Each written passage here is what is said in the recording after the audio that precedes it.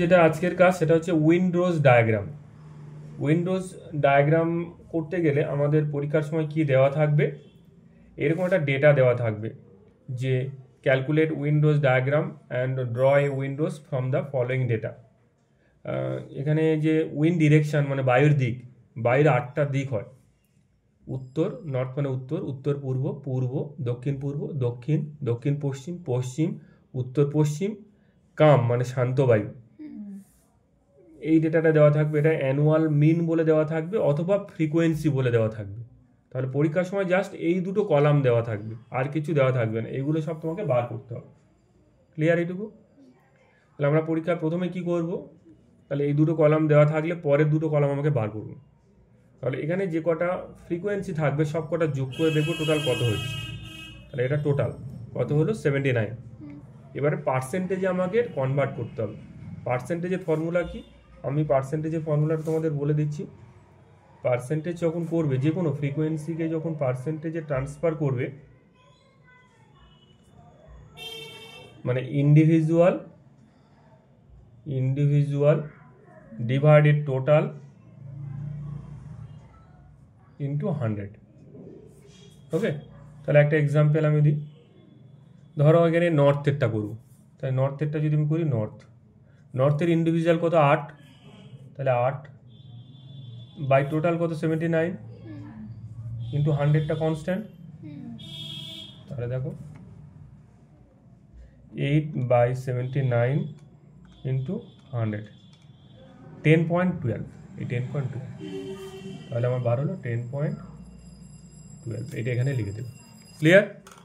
দ্বিতীয়টা যখন করবো আবার 10/79 ইন্টু 100 করলে এইটা বার হবে। তাহলে এইভাবে সব কটা পার্সেন্টেজ করবো, সব পার্সেন্টেজগুলো যোগ করলে 100 হবে। এটা দেখাতে পারো, নাও দেখাতে পারো। এই কলামটা ক্লিয়ার তো?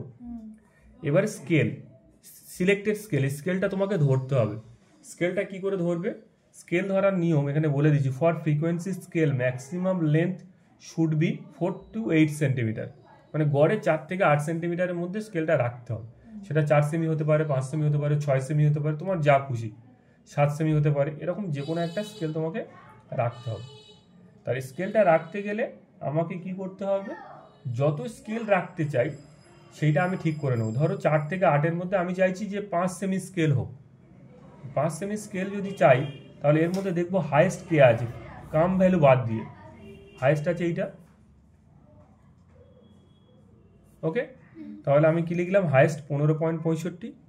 যদি আমি 5 সেমি চাই তাহলে 5 দিয়ে ভাগ করব। আমি যে বলেছি 4 থেকে 8, যদি 4 সেমি চাই 4 দিয়ে ভাগ করব। যত চাই তত দিয়ে ভাগ করে ভাগফল যেটা হবে তার রাউন্ড ফিগার। এটা দিবারে এটা করে 3.13, তার রাউন্ড ফিগার 3। তাহলে এখানে স্কেল লিখলাম কি 1 সেমি ইকুয়াল টু 3। লেখার পরে এই প্রত্যেকটা মানকে 3 দিয়ে ভাগ করব, শুধু কামটা বাদ করে যা হবে সেগুলো পরপর বসে দেব। বুঝে গেল? ক্লিয়ার? এবার আমরা কামটা বার করব। কাম মানে কি? কাম মানে শান্ত বায়ু। শান্ত বায়ুর জন্য আমরা বৃত্ত তৈরি করতে হবে। তার ফর্মুলা কি, এটা মুখস্থ রাখতে হবে। Pi R square equal to কাম ভ্যালু বা total value, R equal to root over total divided pi. R equal to root over total মানে কামের টোটাল, এই যে কামের টোটাল আছে এইটা 37.97, তাহলে রুট ওভার 37.97 ডিভাইডেড পাই। এটা আমি কি করে ক্যালকুলেটারে করব? ক্যালকুলেটারে যদি আমি বার করতে চাই